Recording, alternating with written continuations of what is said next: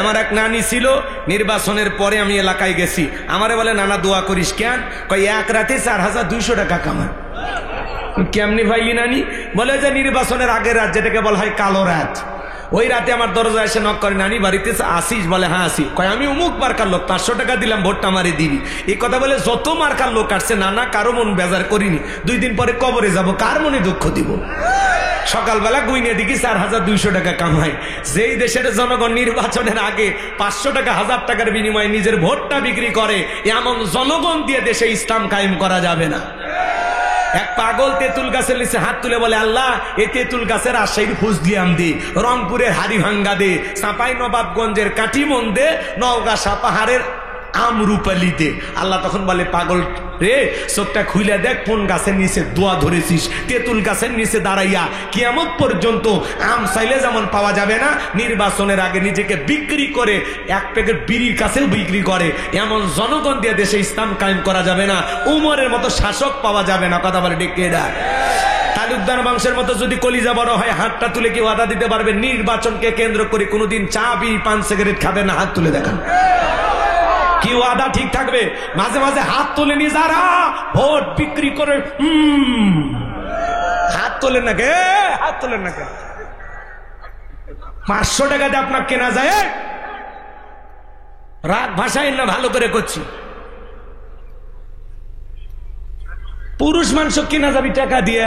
হ্যাঁ হ্যাঁ, টাকার কাছে বিক্রি হয় পতিতে, পুরুষ মানুষ বিক্রি হবে কে? কথা কন না। ভালো করে বললাম, কিন্তু একেবারে পাওয়ারফুল ডোজ দিয়ে গেলাম। তারপরে যদি কাজ না হয়, কি আপনি 1 কাপ চা খাই আপনি স্লোগান দেন, বল্টু ভাইয়ের চরিত্র ফুলের মতো পবিত্র, নামাজ পড়ে 1 ওয়াক্ত, গাঁজা খাই 5 ওয়াক্ত, ঘুমসুরিতে পাকা বক্ত, শয়তানের 1 নাম্বার ভক্ত, হুজুরের জন্য খুবই শক্ত, চুষে খাই গরিবের রক্ত। পোস্টারে লেখা আছে গরিবের বন্ধু, ভোট দিয়ে দেখেন গরিবের কয় নাম্বার শত্রু। একটা বয়স্ক ভাতার কাঠ নিবের গেলে 2-1000 খায়। এরা বলে নেতা। নির্বাচনের আগে সাইকেল কেনার টাকা নাই, হুন্ডা কেনার টাকা নাই, কয়েক বছর পরে গাড়ি নিয়ে ঘরে, ঝিনাইদহে বাড়ি, ঢাকার বাড়ি, সিঙ্গাপুরে বাড়ি, টাকা কি জিব্রাইল দেয়? হ্যাঁ, এত টাকার মালিক কেমনে হন? রাস্তাঘাটের ব্রিজ কালভার্ট সব মেরে খায়। কথা কন। ব্রিজে ঢুকানোর কথাটা ঢুকে দিবি বাঁশ, ব্রিজ উদ্বোধন করার আগে রুকুত চলে যায়। তেমন দুর্নীতিবাজ নেতা আর চাই না, চাঁদাবাজ আর দেখতে চাই না। নতুন বাংলাদেশ করতে চাই, সেই দেশে চাঁদাবাজ থাকবে না, দুর্নীতিবাজ থাকবে না, টেন্ডারবাজি চাঁদাবাজি থাকবে না, খুন ধর্ষণ থাকবে না। নতুন বাংলাদেশ করতে চাই। বারবার মার খাবো, রক্ত দিব, দেশটাকে শোষণ করে লুটে পুটে খায়, আর আমেরিকা লন্ডনে বাড়ি করবে। নেতা দেশি, বাড়ি হলো বিদেশি। এই বেটা, ওই দেশে যা, এই দেশে আসিস কেন তোরা? দেশের জনগণ চুষে খাইয়া শেষ করে ফেলে, দেশে লুটে পুটে সব কাজ। চলেন সামনের দিকে, আরো কিছু গুমর ফাঁস করে দেব। রাগ করে নাকি আপনারা? তাহলে ভালো হয়ে যান। ভালো হতে পয়সা লাগে না। সৎ যোগ্য মানুষকে আগামীতে সমাজের নেতা বানাইতে হবে। কি কথা না? কালকালে মোসার ভুরি দেখে ভুলে যাই না। সৎ যোগ্য নামাজি নেককার আমানতদার আল্লাহওয়ালা যে হবে মসজিদের ইমাম, সে হবে সমাজের নেতা। কথা কন। খবরদার, পরিবর্তন হয়ে যান। সৎ মানুষ পাইলে যাবেন সামনে, সৎ মানুষ নাই আপনিও নাই। কথা কয় না কেন? কথা ঠিক আছে, চলবি বাজান, চলবি। এগুলো নাকি দোয়া করবো? চলবে। তাহলে তাকবীর দেন, লিল্লাহে তাকবীর। এইবার বাজান গো আমার, মিশরে একজন মন্ত্রী মারা গেল, নির্বাচন শুরু হয়ে গেল।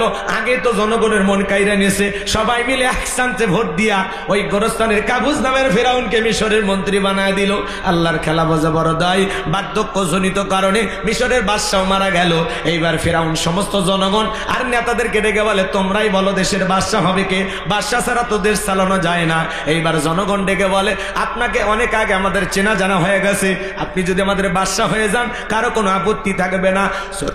জনগণ সমর্থন দিল। যখন নেতা কর্মীর সমর্থন দিতে বাধ্য হইল, তখন এইবার সবাই মিলে যখন সমর্থন দিল, ওই কাবুজ নামের ফেরাউন মন্ত্রী হয়ে গেল মিশরের বাদশাহ। বাদশাহ হওয়ার পরে হামানকে ডেকে বলে, টাকা হামান এই দিকে আয়। হামানের মাথায় কোনো চুল ছিল না, সাদেমান নাই, বাম পাল্লট পুরো মাথা ছিল ভারতের দমদম এয়ারপোর্ট। হামানকে ডেকে বলে, হামান আজ থেকে তুই হবি মন্ত্রী, আমি হব দেশের বাদশাহ, দুইজন মিলে দেশটা পরিচালনা করব। এইবার ফেরাউন ক্ষমতার চেয়ারে বসার পরে রাতের বেলা যখন ঘুমের মধ্যে যায়, আজে বাজে স্বপ্ন দেখে ঘুম থেকে লাফায়লা পরে ওঠে। নেতা ক্ষমতায় পাইছে ঠিকই, কিন্তু চোখে ঘুম আসে না।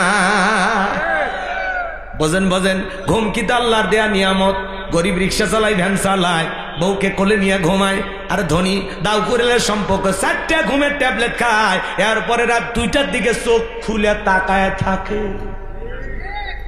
আর গরিব রেল স্টেশনে মাথার তলে ইট দিয়ে ঘুমায়, নাকের দাগ কি ট্রাকের ইঞ্জিন ফেল আছে না, আছে না?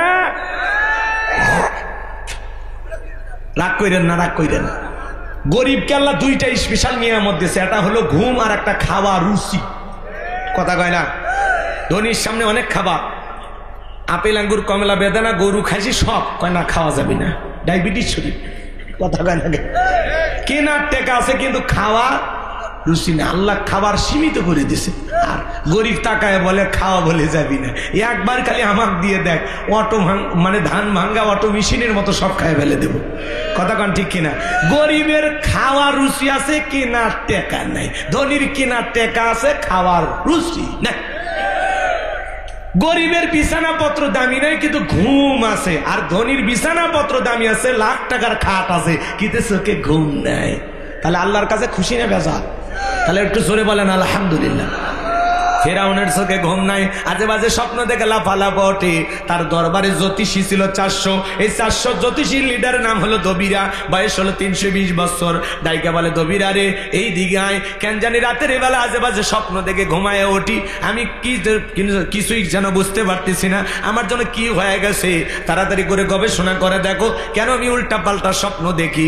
এইবার দবিরা গবেষণা করে বলতেছে, নেতা যদিও আপনি ছিলেন ভবঘুরে যুবক, তরমুজের ক্ষেতের লেবার, গোরস্থানের দারোয়ান, এরপরে মন্ত্রী, বর্তমান রানিং বাদশাহ, আঙ্গুল ফুলা কলার গাছ, কিন্তু আপনার ভবিষ্যৎ জীবন বড় অন্ধকার। আগামী 3 মাসের মধ্যে বনি ইসরাইল সম্প্রদায়ের ভিতরে একটা মুসা নামের ছেলে জন্মগ্রহণ করবে। ওই মুসার কারণে রাজত্ব পাওয়ার ক্ষমতা কোনো কিছু থাকবে না। নেতারে এমনকি আপনার জীবন যাওয়ার সম্ভাবনা দেখা যায়। এই কথা শোনার পরে ফেরাউনের মাথা ঠান্ডা না গরম? যদি বলতো মুসা আসবে খানকা বানায় বসে বসে জিকির করবে, তাহলে মাথা গরম করতো না। আজও পৃথিবীর জমিনে তাকায় দেখেন, যারা খানকানে বসে থাকে হু হু জিকির করে, লাফালাফি করে, পানির ভিতরে চললে বাতি ঝড় বাতাসেও নেবে না। ল্যাংটা বাবার মুড়ি ধইলে নামাজ রোজা লাগে না। যেই বিশ্বাস বলবে নামাজ রোজা লাগে না, ওইটা পীর না, টাটকা শয়তান। এই ভণ্ডামি আছে না নাই সমাজে? যারা মাজার নিয়ে পড়ে আছে, ভণ্ডামি করে, উল্টা পাল্লা জিকির করে, লাফালাফি করে, নারী পুরুষ একত্রে হয়া গান গায়, এসেকের আগুন। আছে না? আছে না? বলবো না, আছে না ভাই? মহিলারা, মহিলা পর্যন্ত ওরস্বরী বেজা গান গায়, তালা খুইলাতে বাসা ভাই, আমি পাগলা দিওয়ানা হয়েছি, মুর্শিদেরই প্রেমে পড়েছি। আছে না? না, মহিলা মানুষ পীরের দরবারে যায়, ঢুকি তবলা বাজায়, লাফায় আর গান গায়, বাবা আমি তোমায় ভালোবাসি গো বাবা, তোমার চরণ চুমিতে বাবা, তোমার কাছে আসি গো বাবা, আমি তোমায় ভালোবাসি। যেই মহিলা স্বামীকে বাদ দিয়ে পীরের ফাটা পায়ে চুমা খায়, ওই নারীর চরিত্রে ঠিক নাই। অধিকাংশ বিধবা অসহায় নারীরা মাজারে যায়। এ কথা কয় না কে? ভালো হয়ে যা, ভালো হয়ে যা। মাজারে গেলে আল্লাহ পাওয়া যায়? হ্যাঁ, ঘরে নামাজ পড়ে আল্লাহরে ডাক দে, পাগলি এই ছেলে, এই আরে ধরেন তো, ধরেন তো। 12টার আগে উঠবেন না। ওই সিরিয়ালের লোক এখন আছে নাকি? ওদেরকে তো সাইড করে দিচ্ছি, একজন উঠবেন না, কাউর উঠতে দেবেন না, টাইমে বসায় দেবেন। তাকবীর দেন, লিল্লাহে তাকবীর।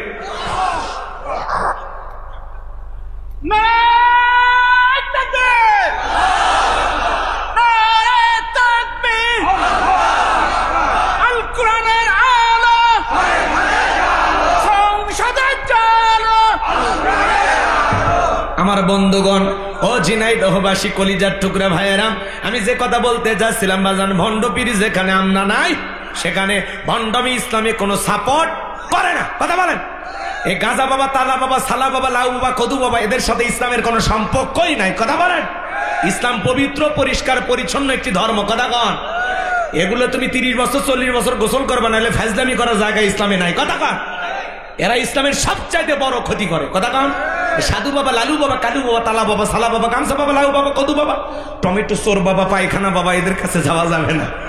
রাগ করতেছেন মনে হয় বাজান? শিকল পরে থেকে নাম দিয়েছে শিকল বাবা, বিড়ি খাওয়ায় মুড়ির দেয় নাম দিয়েছে বিড়ি বাবা, কাপড় নাই শরীরে নাম দিয়েছে ল্যাংটা বাবা। ওর বাবা যদি ল্যাংটা থাকে ওর কপালে আল্লাহ 12টা বাজাবে। কোন ল্যাংটা বীরক ইসলাম সাপোর্ট করে? এগিয়েছে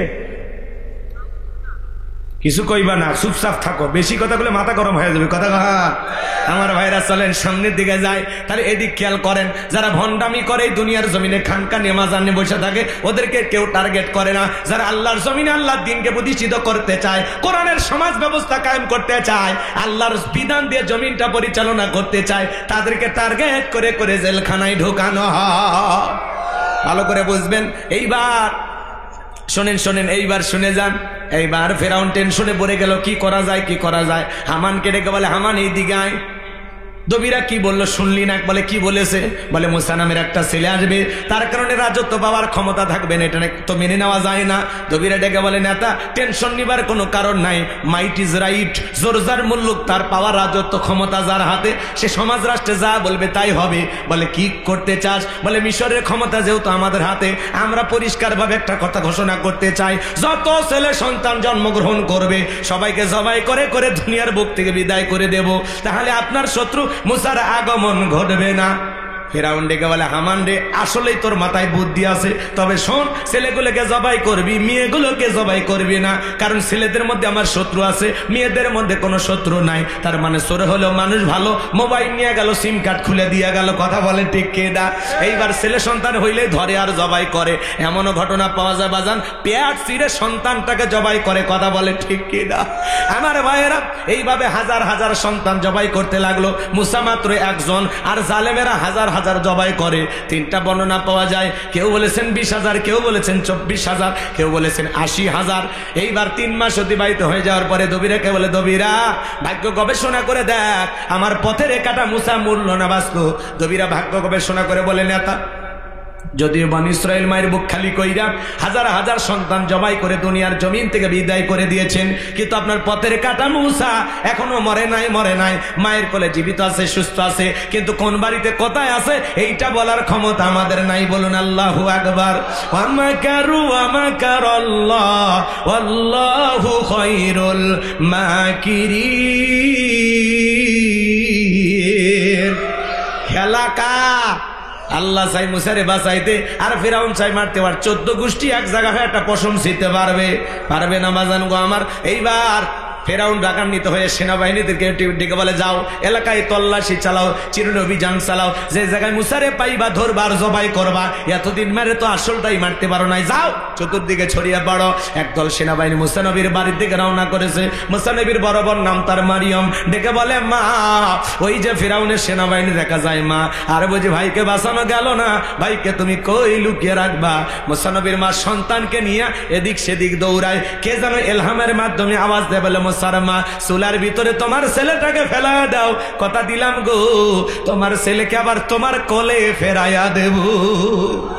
মুসা নবীর মা তাই করলেন। ফেরাউনের সেনাবাহিনী পুরো বাড়ি তল্লাশি চালায়, সার্চ করিয়া চিরুনি অভিযান চালায়, তন্ন তন্ন করে খুঁজে কোনো কিছু পাইল না। ওরা যখন চলে গেল, নবী মুসার মা চুলার ভিতরে তাকায় দেখে নবী মুসা চুলার ভিতরে পড়ে মুস্কি মুস্কি হাসে। বলুন সুবহানাল্লাহ।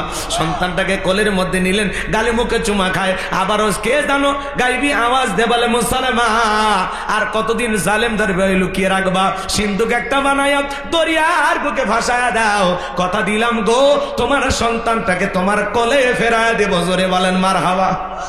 সন্তানের প্রতি মায়ের দরদ ভালোবাসা আছে নাই? হে যুবক, সেই মা বাবার মনে কখনো কষ্ট দিবা না। আল্লাহ বলেন, ওয়াকাদা রাব্বুকা আল্লা তা'বুদু ইল্লা ইয়্যাহু ওয়া বিল ওয়ালিদাইনি ইহসানা।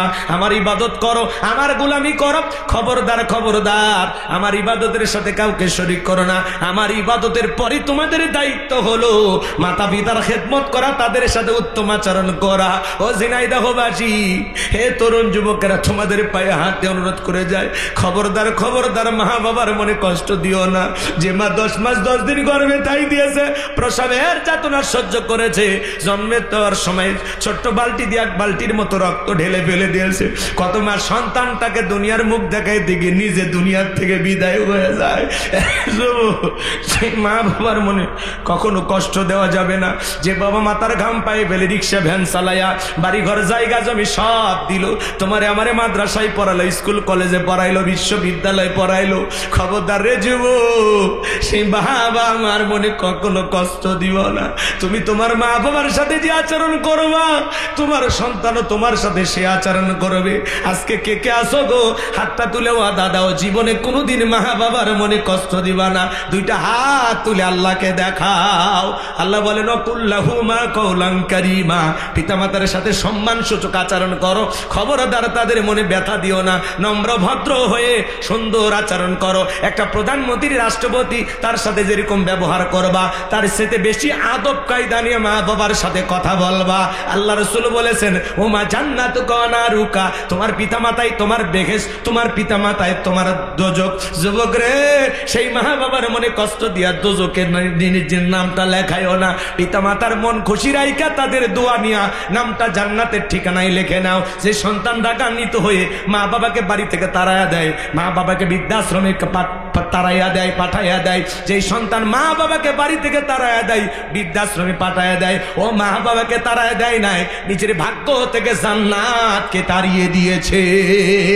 এই পৃথিবীর সবচাইতে বড় পীর হলো মা বাবা। আমি হুজুর পানিতে দোয়া করলে কবুল হইতেও পারে, না হইতে পারে, কিন্তু তোমার মা বাবা যদি বিসমিল্লাহ বলে পানিতে ফু দেয়, কিছু না বইলেও যদি ফু দেয়, আমি হুজুরের চাইতে ওই পানি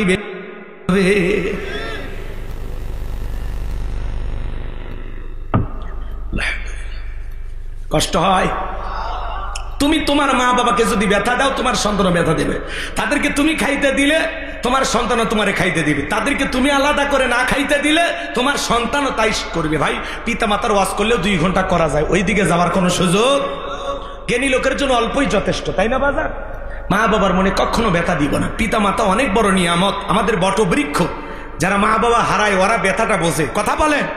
এই যে আমি বাসায় যাব, বউ তাকায় থাকবে হাতে স্বামীর কি আছে, শ্বশুর শাশুড়ি তাকায় থাকবে হাতে কি আছে, কিন্তু মা বাবা চেহারাটার দিকে তাকায় থাকে আমার সন্তানটা কেমন, কিছু খাইছে কিনা। কথা বলেন। যতবার ফোনে কথা বলি, মা বাইরে আসি দোয়া করেন, বলে বাবা খাইছো নাকি, খাইছো নাকি, খবর নেই। কথা কয় নাকি? আর বউ বাচ্চা ফোন দিয়ে বলবে হাদিয়া ঠিকঠাক দিছে, পাইছো, টাকা পাইছো। কথা কয় না খে? ওদের খালি টাকার ধান্দা। হ্যাঁ, আমার বিকাশে টাকা নেই, টাকা পাঠায় দাও। আমার মোবাইলে রিচার্জ নাই, রিচার্জ পাঠায় দাও। সন্তান এটা লিখবে, ওইটা লিখবে, সারাদিন খালি বায় না। কথা কয় না? কথা কয় না? কসমেটিক ফুরিয়ে গেছে, এটা দাও, ওইটা দাও, এইটা দাও, ওইটা দাও। চাহিদা পূরণ করতে করতে আমাদের জীবন যৌবন সব শেষ। তা আমাদের মন পাওয়া যাবে না। খালি একবার যদি বলেন এটা হবে না, কোনটা দিছো শান্তি মতো, প্রত্যেকটা নিতে ঝগড়া করা লাগছে। তোমাকে আমি চিনি না, তোমার সাথে বিয়ে আমার জীবনটা শেষ হয়ে গেছে। রে কান্দন আর অভিনয় রে ভাই, পরে পরে ওদেরকে একটু পরে সাইজ করবো। রাগ করতেছেন? মহিলাদের একটু ওয়াজ হওয়ার দরকার আছে না? না, সামনের দিকে যায়। যুবকদেরকে একটু নাড়া দেওয়া লাগবে, ওদেরকেও সাইজ করা দরকার আছে না? নাই, সামনের দিকে যায়। আমার ভাইরা কথা মনোযোগ দিয়ে শুনবেন বাজান। এইবার মুসা নবীর মা টেনশনে পড়ে গেল, সিন্দুক পাবে কোথায়। সকালবেলা কে যেন ডাইকা বলে মিস্ত্রি লাগবে। মা, আমি একজন মিস্ত্রি। মুসা নবীর মা ডেকে বলে, কে গো মিস্ত্রি, তুমি এদিকে আসো, কি বানাইতে পারো বলো। মিস্ত্রি ডেকে বলে, মা আপনি যদি মনে করেন এমন একটা সিন্দুক আপনার দরকার, যেই সিন্ধুকের ভেতরে আপনার সন্তানকে তুলে দরিয়ার বুকে ভাসায় দিবেন, আপনি চাইলে আমি এরকম সিন্ধুক বানায় দিতে পারি। মুসা নবীর মাটিকে বলে, মিস্ত্রি তুমি তোমার মনের কথা বলেছো, এরকম একটা সিন্ধুক তো আমার দরকার। মিস্ত্রি ডেকে বলে, মা ভিতর থেকে একটু পানি নিয়ে আসেন, যন্ত্রপাতি আছে ধার দেওয়ার জন্য, পানি লাগতে পারে বা না হলেও চলবে। এইবার মুসা নবীর মা ভিতর থেকে পানি নিয়ে এসে তাকায়া দেখে মিস্ত্রি সুন্দর একটা সিন্দুক বানায়া দাঁড়িয়ে আছে। জোরে বলেন মারহাবা। সিন্দুকটা হাতের মধ্যে দিয়ে মিস্ত্রি দৌড়ায়, পিছন থেকে ডেকে বলে, মিস্ত্রি লোহার পয়সাকে নিবা না, কাঠের পয়সাকে নিবা না, তোমার পারিশ্রমিকের দামটা কি নিবা না। মিস্ত্রি ডেকে বলে, মা যারা বিপদে পড়ে আমি তাদের উপকার করি, বিনিময়ে টাকা পয়সা গ্রহণ করি না। মুসা নবীর মা ডেকে বলে, মিস্ত্রি এই বিপদের দিনে এত বড় উপকার করলা, টাকা পয়সা কিছুই নিলা না, অন্তত তোমার নামটা বলে চলে যাও, মাঝে মাঝে তোমার কথা মনে হলে আল্লাহর কাছে তোমার জন্য দোয়া করব। মিস্ত্রি বলে, মা আমি দুনিয়ার সাধারণ কোনো মিস্ত্রি না, আমি আল্লাহর ফেরেশতা, আমার নাম হলো জিবরাইল। সিন্ধুকের ভিতরে নবী মুসাকে তুলে দরিয়ার বুকে ভাসায় দিল। আমি মারিয়মকে বলে, মা সিন্ধুকটা ভাসতে ভাসতে কই যায় খবর নিবি। ওই দিন বিকেল বেলা ফিরাউন তার প্রিয়তমা স্ত্রী আসিয়াকে নিয়ে আসছে সমুদ্রের সৈকতে হাওয়া খাইতে। মাঝে মাঝে বউকে নিয়ে আপনারা বিনোদন করবেন, হালাল বিনোদনে কোনো বাধা নাই। মাঝে মাঝে বউকে নিয়ে কক্সবাজার ঘুরতে যাবেন, পর্দা কইরা। হ্যাঁ, বোরকা পরে পর্দা করে, ফরজ পর্দা মাইনাম, কথা বোঝেন নাই। অকরনা ফি বুয়ুতিকুন্না ওয়ালা তাবাররাজনা তাবাররুজাল জাহিলিয়াতিল উলা। নারীরা তোমরা ঘরের ভিতর অবস্থান করো, খবরদার জাহিলিয়াতের যুগের মেয়েদের মতো নোংরা অশ্লীল পোশাক পরে নিজের দেহকে প্রদর্শন করো না। মা বোনেরা বাহিরে যাবে যখন অবশ্যই বোরকা পরে পর্দা করে বাহিরে যাবে। তখন বাইরে যাইতে বাধা নাই, প্রয়োজনে বাইরে যেতেই হবে, তবে বোরকা পইরা, হাত মোজা পা মোজা লাগাইয়া, ঢিলা ঢালা বোরকা পইরা এমন ভাবে একজন নারী ঢিলা ঢালা বোরকা পরবে, হাত মোজা পা মোজা লাগাবে, যাতে শরীরের কোনো অঙ্গ প্রত্যঙ্গ না বোঝা যায়। বোঝা যেন না যায় বোরকার ভিতরে ৭০ বছর না ১৬ বছর, এটা যেন না বোঝা যায়। কথা কয়, তুমি টাইটনিক টাইট ফিটিং বোরকা পরবে, ও বোরকা না ঘরকা কিচ্ছু বোঝা যায় না। কথা কয়, আছে না? বোরকা পড়ছে কিন্তু এত টাইট, এ কথা কয় না কেন? রাগ করেন না বাজান, মন খারাপ করবেন না। মা বোন যারা বসে আছেন, মা খবরদার বেপরদায় চলবেন না। মা নিজের অঙ্গ প্রত্যঙ্গ মানুষকে দেখাবেন না। মা আপনার জীবনের সব সৌন্দর্য দেখার পৃথিবীতে একটা পুরুষের অধিকার, তার নাম হলো স্বামী।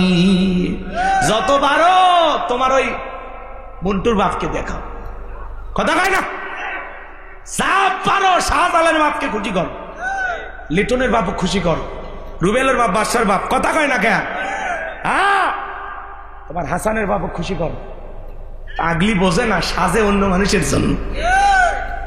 সন্তানেরা ঘুম আসবে, আস্তে করে যাবেন, ড্রেসিং টেবিলের সামনে বসবেন, চেহারাটা সুন্দর করে পরিষ্কার করে ধুইয়া যা মনে চাই সাইজে গুইজে বসে থাকবেন। দরজা খোলা মাত্র স্বামী যেন আপনার চেহারার দিকে তাকাইয়া বলে, পরে না চোখের পলক, কি আমার বইয়ের রূপের ঝলক। আপনাকে দেখে যেন আপনার স্বামী আনন্দিত হয়, খুশি হয়, তার জীবনের সমস্ত ক্লান্তি, সারাদিনের কষ্ট সে যেন ভুলে যায়। পাগলি বোঝে না, সিরিয়া 3 পিস করে ঘুম পারে। কথা হয় না কে?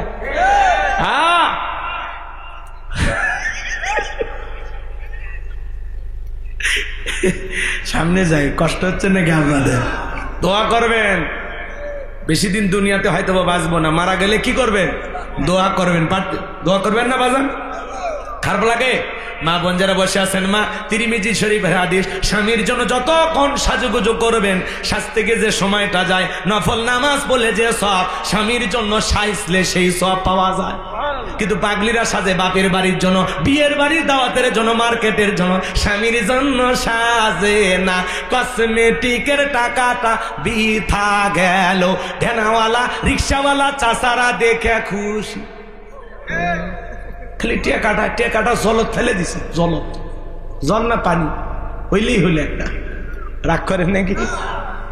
আমাদের জন্য সাজে না, এতই কিনে দেওয়া হয়, একদিনও সাজে না।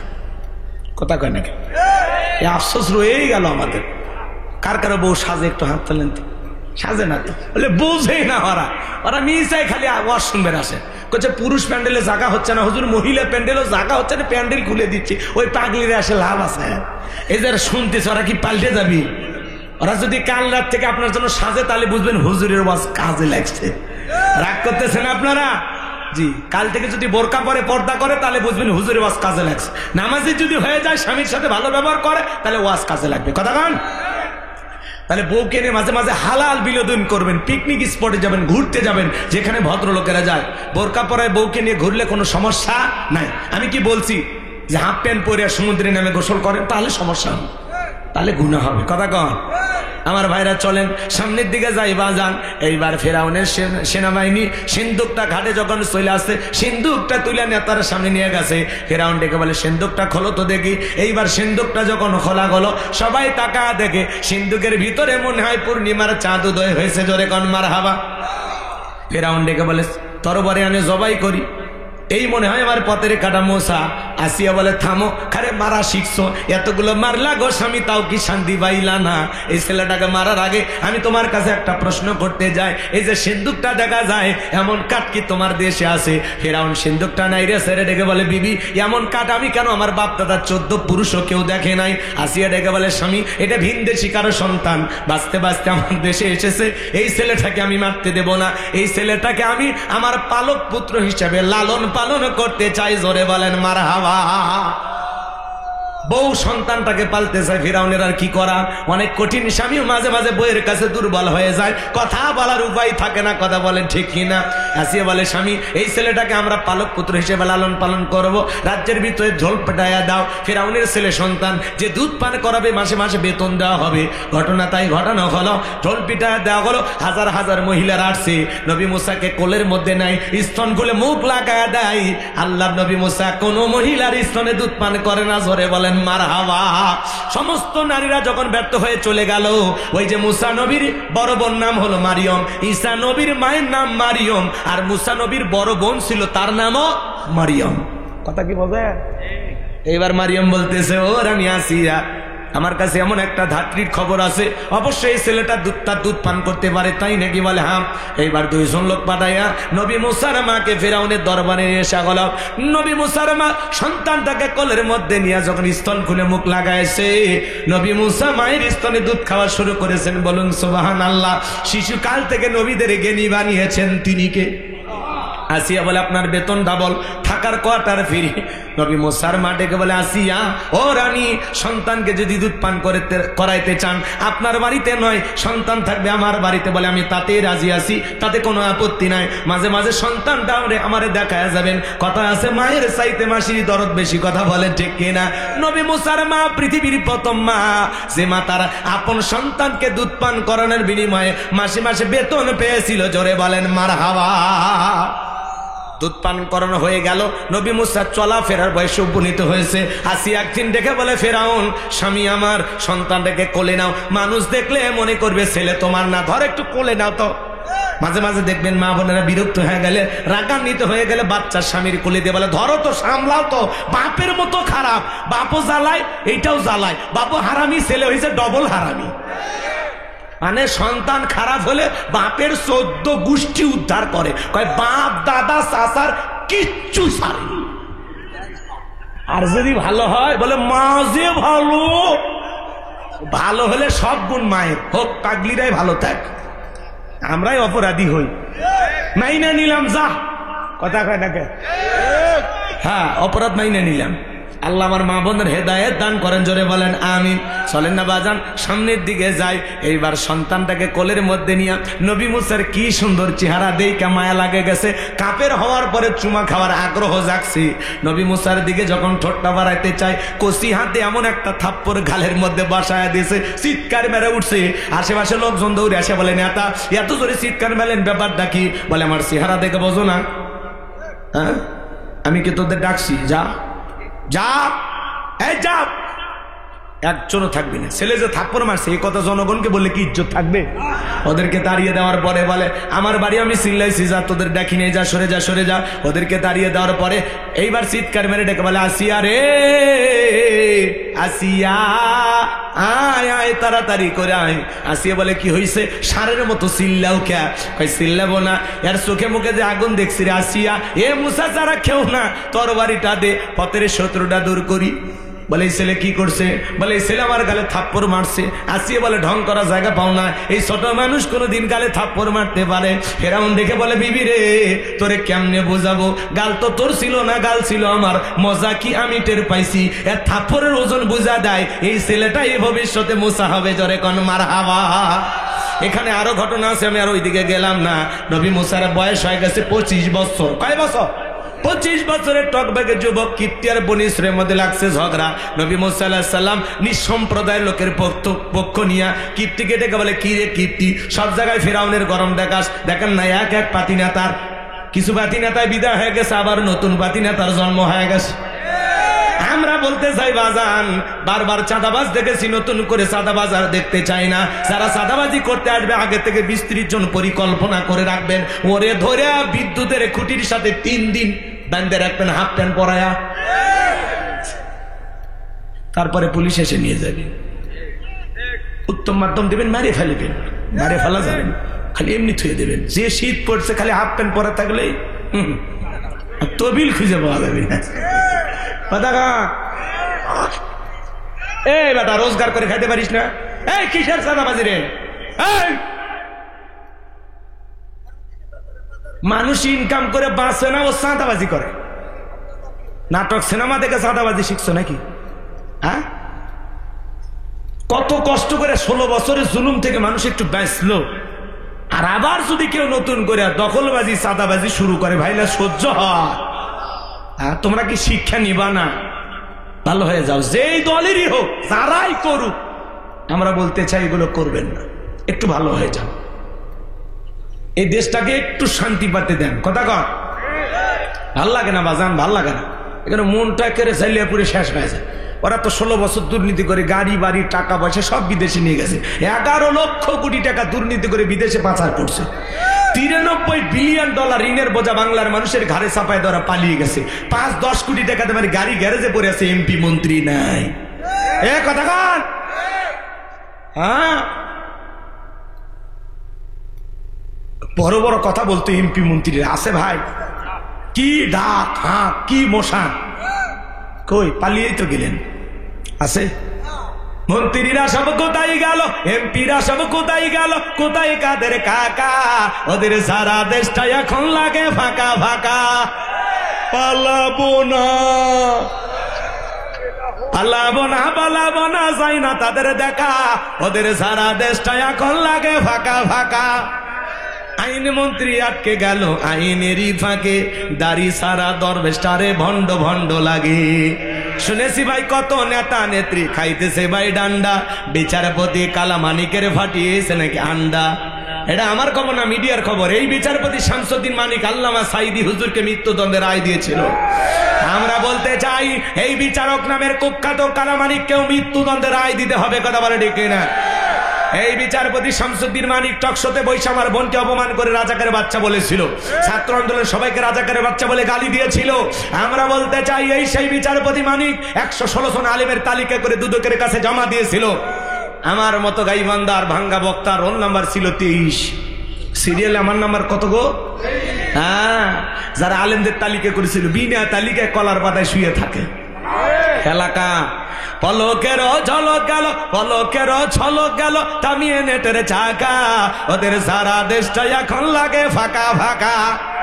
কোথায় গেল সংসদেতে মমতাজের গান, কোথায় গেল হযরত বলা স্বামী ওসমান। 70 টাকা তাহাজ্জুদ পড়তো, বিরাট বড় আল্লাহর ওলি দাবি করতো, 41 সাল পর্যন্ত টিকে থাকার স্বপ্ন দেখেছিল। 24 সালের 5 আগস্টে ভাগ্যে কি আছে আল্লাহর ওলিরা জানতো না। কথা কয় না? মাইক পালে বলতো খেলা হবে, খেলা হবে। আজকে পুরো বাংলাদেশের মাঠ পরে আছে, কিন্তু এই খেলোয়াড় রান নাই। কথা কয় না? খেয়া আমার ভাইয়েরা লম্বা করবো না, আমি সংক্ষিপ্ত কথা বলে দিয়ে যায়। নবী মুসা আলাইহিস সালাম নিজ সম্প্রদায়ের পক্ষ নিয়ে ওই পাতি না তাকে মারছে একটা ঘুষি। এক ঘুষি খায় কীর্তি দুনিয়ার থেকে ডিলেট। ইন্না লিল্লাহি ওয়া ইন্না ইলাইহি রাজিউন, জায়গাতে খালাস। কথা বুঝলেন না? মার্ডার হয়ে গেছে। নবী মুসার বিরুদ্ধে ফিরাউনের দরবারে হয়ে গেল মার্ডারের মামলা।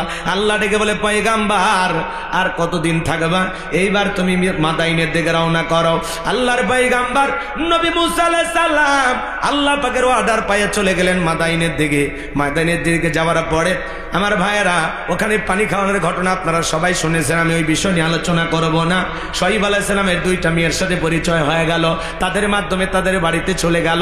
2টা মেয়ে যা প্রশংসা করে বলে, আব্বা একটা ছেলে পাওয়া গেছে, দেহে শক্তি আছে এবং ছেলেটা বড় লাজুক। আমরা 2টা বোন কয়েকটা ঘন্টা সময় কাটায় দিলাম, একবারের জন্য আমাদের চেহারার দিকেও তাকাই নাই।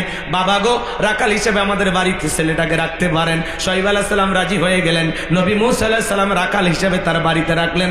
8 থেকে 10 বছর তার বাড়িতে থাকলেন। বড় মেয়ে সফুরের সাথে বিবাহের ব্যবস্থা করলেন। জোরে কোন মারহাবা।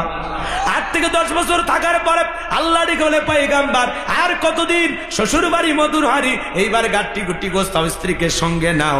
নবী মুহাম্মদ সাল্লাল্লাহু আলাইহি সাল্লাম আল্লাহর অর্ডার পাইয়া বিবিকে সঙ্গে নিয়ে যখন তুর পর্বতে আসলেন, এখানে কিছু ঘটনা আছে আমি বলার সময় পাবো না, ওই দিকে যাব না, ডাইরেক্ট আল্লাহ তাআলা তার পয়গম্বর নবী মুহাম্মদ সাল্লাল্লাহু আলাইহি সাল্লামকে নবুয়ত দান করার পরে জিজ্ঞাসা করলেন, ওয়ামা তিলকা বিয়ামিনিকা ইয়া মূসা। আল্লাহু আকবার। আল্লাহ ডেকে বলেন পয়গম্বর মুসা তোমার ডান হাতে ওইটা কি? পয়গম্বর জবাব দিয়ে বলেন আল্লাহ ক্বালা হিয়া আসায়া আতাওয়াক্কাউ আলাইহা ওয়া আহুশু বিহা আলা গনামি ওয়া লিয়া ফিহা মাআরিব উখরা। পয়গম্বর ডেকে বলেন আল্লাহ আমার ডান হাতে এটা লাঠি, এটার উপর ভর দিয়া চলে ছাগলের জন্য পাতা বাড়ি ইত্যাদি অনেক কাজ করি। আল্লাহ ডেকে বলে পয়গম্বর প্রশ্ন করলাম একটা, জবাব দেওয়া যাবে একটা। নবী মুসা কথা বলেন কার সাথে? আল্লাহর সাথে কথা বলতে মজা আছে না নাই? যুবকরে একটা মহিলা যদি রং নাম্বারে মিস কল দেয় তুমি পাগল হয়ে যাও। 17টা সিম কার্ড পরিবর্তন করে বলো হ্যালো। মেয়েটা বলে ভাই ভুল করে কল দিয়েছি। বলে না, কেন ভুল করে কল দিলা? নিভানো আগুন কেন জ্বালাইলা? এখন ভালোবাসা দিবা কিনা বলো? কথা কয় না, তোর কণ্ঠ শুনে পাগল হয়ে গেলাম। এক মহিলা রাত 3:30টার পরে কুড়িগ্রাম থেকে আমারে কল দিয়ে বলে হ্যালো তুমি কে সোহেল? আমি তখন বললাম না আমি একটা হুজুর মানুষ। কয় ঢং করো না, রাত চলে গেলে আফসোস করবা। ও কি তাহাজ্জুদ পড়ার জন্য ডাকতেছে? কথা ঘন নাকি আপনারা? আজকে যুব সমাজকে নষ্ট করছে এই মোবাইল। সারা রাত মোবাইল অশ্লীল উল্টাপাল্টা ভিডিও দেখে, ঘরের দরজা লাগায় একা একা মোবাইলে ভিডিও দেখে আর বলে আছে না নাই? মোবাইলের ওজন কম, কিন্তু মোবাইলের মাধ্যমে পাপের ওজনটা অনেক বেশি। বিয়ের আগে ছেলে মেয়ের হাতে টাচ মোবাইল কিনে দেওয়া যাবে? এই মোবাইলের মাধ্যমে ওরা সব শেষ করলো। অনলাইনে জুয়া খেলে, ফ্রি ফায়ার, পাবজি বাবজি সাসাজি ভাতিজি কত গেম খেলে। কথা কয় না কে? মোবাইলে উল্টা পাল্টা ভিডিও দেখে, সারা রাত জেগে আছে না নাই? পরিমণি জামিনে মুক্তি পাইছে আর বলে কি সুন্দর সাইজে গেছে রে। কথা কয় না কে? যুবকের ঘুম হারাম আছে না নাই? উল্টা পাল্টা ভিডিও দেখে, নায়ক নায়িকার গান বাজনা শ্রবণ করে, দেশি বিদেশি সব গান বাজনা ওদের মুখস্থ, নায়িকার নাম মুখস্থ আছে। কিন্তু বাজান গো আমার, এখনই যদি স্যার খলিফার নাম জানতে চাওয়া হয় অনেক ছেলে বলতে পারবে না, কিন্তু 50টা নায়কের নাম বলতে পারবে। এই হলো সমাজের অবস্থা। এদের সবচাইতে বড় ভাইরাস হলো মোবাইল। কথা কন, কথা কন।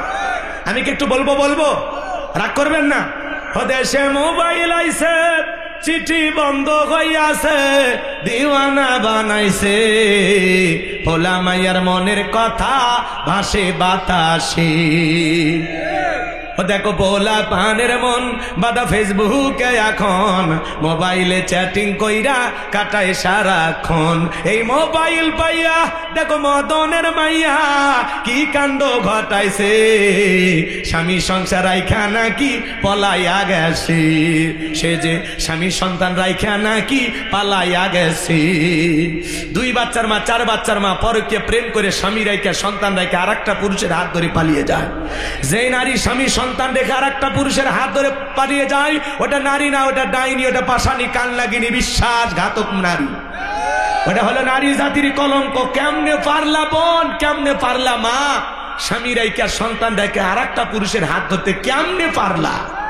কথা বল না। এই পরকের অভিশাপে হাজারো পরিবার ধ্বংস। এক হাতে তালি বাজে, 2 হাত লাগে। তার মানে খালি নারীদের দোষ দিয়ে লাভ নাই, পুরুষের দোষ আছে। একটা মহিলার সন্তান আছে, স্বামী আছে, তার দিকে কেমনি নজর যায়? তোমার বোনের দিকে যদি কেউ নজর দেয় মেনে নিবা?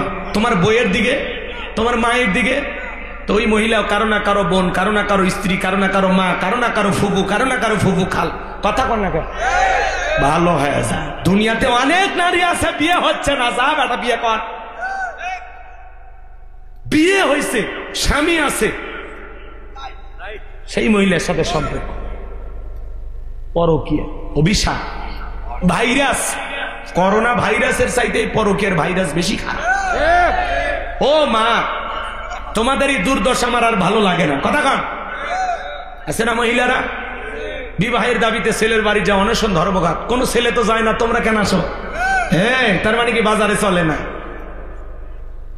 এই জন্য নিজেকে এত সস্তা বানায় না। তোমার মর্যাদা সম্মান অনেক উঁচুতে, অনেক উঁচুতে। মা, তুমি প্যাকেটের ভিতরে থাকো, পর্দা করো, কভার রাখো, তোমার আকর্ষণ ফুরিয়ে ফেলো না। তোমার এই দামি সতীত্ব খবরদার যার তার কথায় বিলিয়ে দিও না। এই কথা কয় না কে?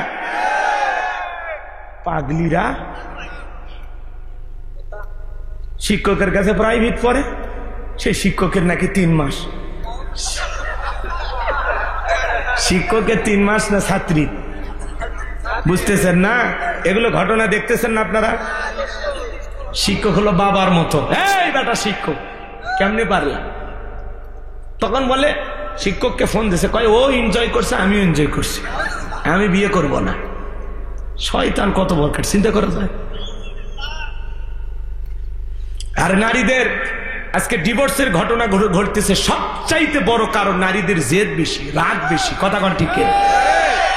স্বামীর মূল্যায়ন বোঝেন। নারী হবে ধৈর্যশীল, নারী হবে পর্দাশীল, নারী তার সতীত্বের হেফাজত করবে, নারী স্বামীর আমানতের খিয়ানত করবে না, নারী হবে গুণবতী, নারী হবে রূপবতী, নারীর অন্তরে থাকবে আল্লাহর ভয়। কথা বলে ঠিক না? এমন নারী যদি কারো সংসারে যায় তার হবে জয়। কথা কোন ঠিক না? ধৈর্যশীল, পর্দাশীল, নেককার, আবেদা, সালেহ আমাদের দরকার আছে না নাই? ছেলে পাওয়া গেছে মডার্ন বিউটি পার্লারে যায়, সাজুগুজু করে, বুড়ো ফ্লাক করে। কথা কয় না কে? রাগ করতেছেন? কি করে? বুড়ো ফ্লাক করে, চিকন করে নিয়ে আসে, দেখতে একেবারে ডাইনি মতো লাগে। আল্লাহর দেয়া সৌন্দর্য আবার বিকৃতি করে। কথা কয় না কে? নারীদের যত ওয়াজ করবেন তত সমস্যা। রাগ করেন নাকি আপনার? এ যুগের নারীদের ধরন বলিতে লাগে শরম, এ যুগের নারীদের ধরন বলিতে লাগে শরম। সকালবেলা বোরকা পরে, বিকেল বেলা ওর নানাই। দাদা ভাই ডিজিটাল যুগ বুঝি এটাই, ওরে দাদা ভাই ডিজিটাল দেশ বুঝি এটাই। আরে নারী হলো ঘরের শোভা, স্বামীর সেবা করে, উল্টো দেখি নারী এখন স্বামী ধইরা মারে। এ বইয়ের পিটন কারা খাচ্ছেন? হাত তোলেন তো ভাই। কেউ খাননি আপনারা? যাই হোক বাজান গো আমার, ওই দিকে আর আমি যাবো না, আপনাদেরকে কষ্ট মনের মধ্যে দিতে চাই না। তাহলে যুব সমাজকে নষ্ট করছে মোবাইল। কথা বলেন ঠিক কিনা? আল্লাহ নবী মুসা ডেকে বলে, আল্লাহ আমার হাতে এটা লাঠি, এটার উপর ভর দিয়ে চলি, ছাগলের জন্য পাতাবাড়ি ইত্যাদি ইত্যাদি অনেক কাজ করে। আমার আল্লাহ ডেকে বলে, পয়গাম্বার প্রশ্ন করলাম, একটা জবাব দেব, একটা কারণটা কি? নবী মুসা ইচ্ছা করে কথা বাড়িয়েছেন, যাতে যত বেশি কথা বাড়াবেন তত বেশি আল্লাহর কুদরতি জবানের আওয়াজ শুনতে পাবে। সুবহানাল্লাহ বলেন। এইবার আমার আল্লাহ তাআলা ডেকে বলেন, ক্বালা আলকিহা ইয়া মূসা, মূসা রে তোমার হাতের লাঠিটা এবার ফেলে দাও। ফাআলকাহা ফাইযা হিয়া হাইয়াতুন তাসআ, লাঠিটা নিক্ষেপ করা মাত্র হয়ে গেল বিশাল বড় একটা সাপ। মূসা নবী বলে, বাপ রে বাপ, এ যে জাতের সাপ, আমার বংশ করে দিবে সাপ। পয়গম্বর ডরে ভয়ে জোরে দৌড়াইতে লাগলেন। আল্লাহ তাআলা তখন ডেকে বলেন, ক্বালা খুযহা ওয়ালা তাখাফ সানুঈদুহা সিরাতাহাল উলা। ও নবী মুসা ভয় পেও না, আমি আল্লাহ লাঠিকে সাপ বানাইলাম, আবার সাপের দিকে হাত বাড়াও, পূর্বের মতো লাঠি বানায় দেব। বলুন সুবহানাল্লাহ। নবী মুসা ভয়ে ভয়ে যখন সাপটা ধরতে গেছে, আবারও কি হয়ে গেছে? লাঠি। এটা হলো আল্লাহর দেয়া মুজিজা। সুবহানাল্লাহ বল। এরপরে আল্লাহ রাব্বুল আলামিন সুন্দর করে জানিয়ে দিলেন, ওয়াদহুম ইয়াদাকা ইলা জানাহিকা তাখরুজ বাইদা মিন গায়রি সুইন আয়াতান উখরা লিনুরিয়াকা মিন আয়াতিনাল কুবরা।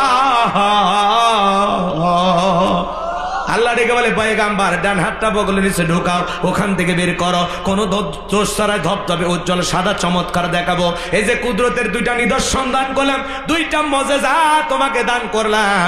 এইবার তোমার দায়িত্ব হলো, ইযহাব ইলা ফিরআউনা ইন্নাহু তাগা, যাও ফিরাউনের নিকট চলে যাও। ফিরাউন সীমা লঙ্ঘন করেছে, যা বলে ফিরাউন রে তোর বানানো আইন দিয়ে মিশরে চলবে না, এখন থেকে মিশর পরিচালনা হবে আল্লাহর আইন দিয়া। আলাহুল খলক ওয়াল আম, সৃষ্টি যার আইন চলবে তার। আল্লাহ রাব্বুল আলামিন নবুয়ত দান করে পাঠায়া দিলেন দেশের নিয়া তার কাছে। আল্লাহু আকবার কোন দাওয়াত দিলে বড়র কাছে আগে যাওয়া লাগবে। শোনেন শোনেন শোনেন, এ ভাই এ চাচা চাচা, এই যে 12টা বাজতে আর আধা ঘন্টা আসে, এর মধ্যে আলোচনা শেষ হয়েছে, ওটা বসা করবেন না। ফিরাউনকে ক্ষমতার চেয়ারে বসাইছি, নামাবো না। ওর ক্ষমতার চেয়ার থেকে নামিয়ে পতন করাইয়া ফাইনাল খেলা খেলে বাড়ি যাবো। নীল লাগে তাকবীর, ওটা বসা করেন না। আধা ঘন্টা সময় দেন, মজা পাবেন ইনশাল্লাহ। সামনে যাই, এখন খালি কোরআন আর কোরআন, সুবহানাল্লাহ। মজা লাগে না বাজান? এইবার নবী মুসা ডেকে বলে আল্লাহ আপনি কি ভুলে গেছেন আমি ফিরাউনের দরবারে মার্ডার কেসের আসামি, গেলেই তো ফাঁসি দিয়ে মারবে। আমার আল্লাহ ডেকে বলে পয়গম্বর ভয় পাওয়ার কোনো কারণ নাই, আমি আল্লাহ যার সাথে আছি, কোন জালেম ফাঁসি দিয়ে মারতে পারবে না, আগুনে পোড়ায় মারতে পারবে না, পানিতে ডুবায় মারতে পারবে না, হাজারো দিন রিমান্ডে নিয়াও ওরা মুমিনের মুখের হাসি কেড়ে নিতে পারবে না। বলুন আল্লাহু আকবার।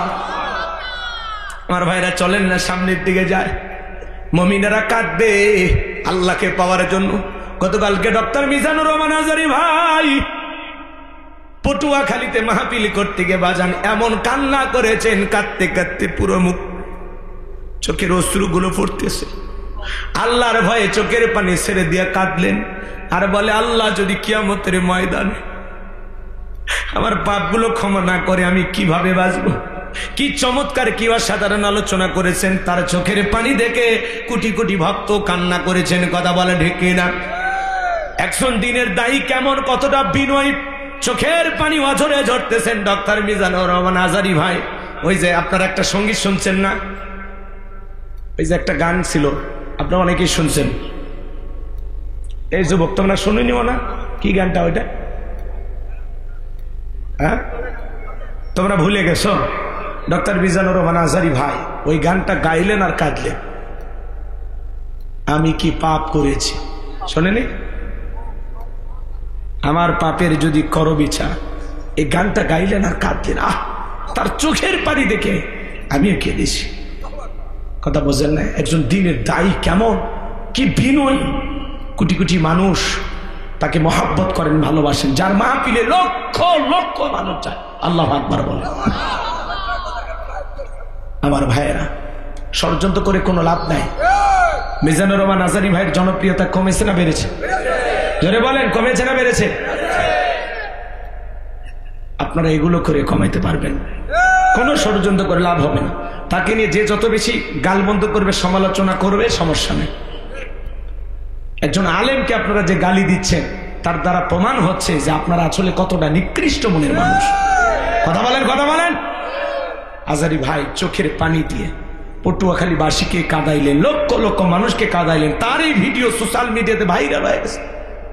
দু চোখের পানি ঝরে, অমায়িক কি কান্না, কি ভয়। আল্লাহ আমাদের পাপগুলো ক্ষমা করে দাও, আল্লাহ যেন আমাদের পাপগুলো ক্ষমা করে দেন। জোরে বলেন আমি, আর একটু জোরে বলেন আমি। রাগ করেন, আল্লাহ যেন আমাদের সঠিক বুঝ দান করেন। দুনিয়া ক্ষণিকের বাজার, অনেক অপরাধ করেছি আমরা, আল্লাহর কাছে ক্ষমা চাইতে হবে। আল্লাহ যদি মাফ না করে আমাদেরকে বাঁচানোর কেউ নেই। আর কিয়ামতের ময়দানে আল্লাহ যদি আমাদেরকে বলে যা আজকে তোরে মাফ করে দিলাম, আমাদের চাইতে সৌভাগ্যবান বান্দার কেউ হতে পারে না। কথা বলে ঠিক না? আল্লাহ কিয়ামতের ময়দানে আমাদেরকে মাফ করে দেন। ওয়া আনতা আরহামুর রাহিমিন, আল্লাহর দয়া অনেক বেশি, তিনি রহমান, তিনি রহিম। আল্লাহর দয়া করুণায় আল্লাহ যেন আমাদের পাপগুলো মাফ করে দেন। জোরে বলেন আমি, আরে জোরে বলেন আমি। আমার ভাইয়েরা, যে কথা বলতে চাচ্ছিলাম বাজান, গভীর মনোযোগ দিয়ে শুনে যান। এইবার পয়গম্বর ডেকে বলে আল্লাহ আমার অন্তরে দুরু দুরু ভাব, বড় ভয় লাগে, আপনার কাছে একটু দোয়া করি, যেহেতু আমাকে যেতেই হবে। নবী মুসা তখন দোয়া করা শুরু করলেন। ছোটবেলায় যখন কোরআন শরীফ হাতে নিয়েছিলাম, হুজুর আমাদেরকে কোরআনুল কারীম হাতে দেওয়ার সময় দোয়াটা পড়িয়ে দিয়েছিলেন। আমি ভেবেছিলাম এটা মনে হয় কোরআন খোলার দোয়া, কিন্তু তাফসীর পড়তে এসে বুঝলাম না। নবী মুসা যখন ফিরাউনের দরবারে আল্লাহ রাব্বুল আলামিনের দাওয়াত দিতে গিয়েছিলেন, তখন নবী মুসা আল্লাহর কাছে এই দোয়া করেছিলেন। কি দোয়া? সকলে জবান ছেড়ে বলুন, ক্বালা রাব্বিশরাহ লি সাদরি ওয়া ইয়াসসির লি আমরি ওয়াহলুল উকদাতাম মিন লিসানি ইয়াফকাহু কওলি ওয়াজআল লি ওয়াজিরাম মিন আহলি হারুনা আখি। আল্লাহু আকবার। আল্লাহকে ডেকে বলেন, আল্লাহ আমার পক্ষকে প্রশস্ত করে দাও, আমার কাজকে সহজ করে দাও, জিহ্বার জড়তাকে দূর করে দাও, যাতে সহজে আমার কথা মানুষ বুঝতে পারে, আর আমার পরিবারের মধ্য থেকে আমার ভাই হারুনকে আপনি নবুয়ত দান করেন। আল্লাহ ডেকে বলে, পয়গম্বর যাও, দোয়াকে মঞ্জুর করা হলো, তুমি এবং তোমার ভাই হারুনকে আমি আল্লাহ তোমার দোয়ার কারণে নবী বানায় দিলাম। বলুন সুবহানাল্লাহ। এইবার নবী মুসা আলাইহিস সালাম তার ভাই হারুন আলাইহিস সালামকে সঙ্গে নিয়ে ফিরাউনের দরবারে চলে আসলেন, আর সুন্দর করে দাওয়াত দিলেন। আল্লাহ সেই কথা জানিয়ে দিলেন, ওয়াকালা মুসা ইয়া ফিরআউন ইন্নী রাসূলুম মির রাব্বিল আলামিন।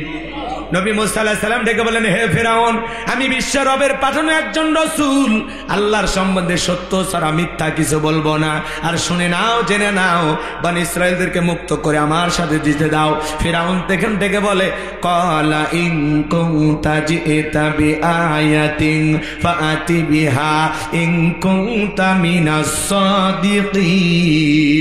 ফিরাউন তখন থেকে বলে, সত্যি যদি তুমি তোমার দাবিতে একজন নবী হয়ে থাকো, তাহলে তোমার কাছে যদি স্পষ্ট দলিল বা প্রমাণ কোনো কিছু থেকে থাকে, সেটা তুমি আমাদের সামনে হাজির করো। যদি তুমি তোমার দাবিতে সত্যবাদী হয়ে থাকো, তুমি যে নবী মুসা, আমরা কেমনে বুঝবো কি আছে তোমার কাছে? নবী বলে দাবি করতেছো, প্রমাণ দেখাও, প্রমাণ দেখাও। নবী মুসার কাছে দুইটা প্রমাণ আছে। এক নাম্বার প্রমাণ হলো লাঠিটা ফেলে দিলেন, হয়ে গেল বিশাল বড় সাপ। আল্লাহু আকবার বল। আর বগল নিচে থেকে হাত বের করলেন, হয়ে গেল ধবধবে উজ্জ্বল সাদা চমৎকার দৃশ্য। দেখার পরে ফিরাউনের সমস্ত লোকেরা ডেকে বলে, ক্বালাল মালাউ মিন কওমি ফিরআউনা ইন্না হাযা লাসাহিরুন আলীম।